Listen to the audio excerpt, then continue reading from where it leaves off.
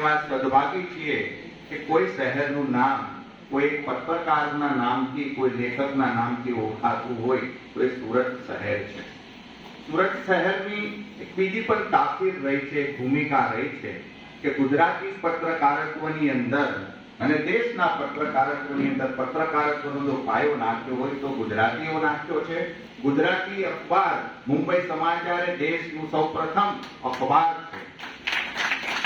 200 વર્ષ થયા, 1822 શરૂ થયું હતું। એ શરૂ કરનાર સુરતના હતા સાહેબે, ઠાકોર સાહેબે વાત કરી મહાત્મા ગાંધીજીની, તો ગાંધીજીએ પોતાના જીવનની અંદર 40 વર્ષ સુધી પત્રકારત્વ કર્યું હતું। આપણે એને સ્વાતંત્ર્ય સેનાની તરીકે જોઈએ છે, દેશના ઘડવૈયા તરીકે જોઈએ છે, પણ એની સૌથી મોટી કોઈ ભૂમિકા હતી તો એ એક પત્રકાર તરીકેની હતી।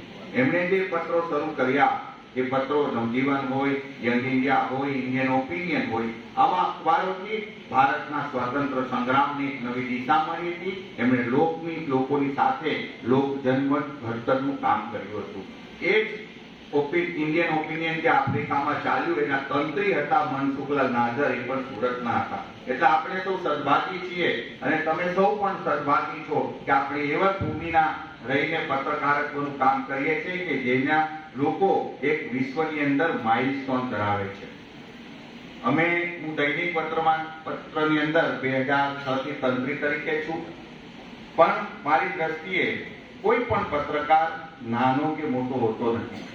પત્રકારનું કામ જ સમાજની અંદર જે પણ કંઈ સારું દેખાય એને પ્રસ્તુત કરવાનું છે અને જ્યાં નબળું દેખાય એ દેખાડવાનું છે અને એના થકી પણ એક સમાજ સુધારકનું એક કામ કરવાનું છે।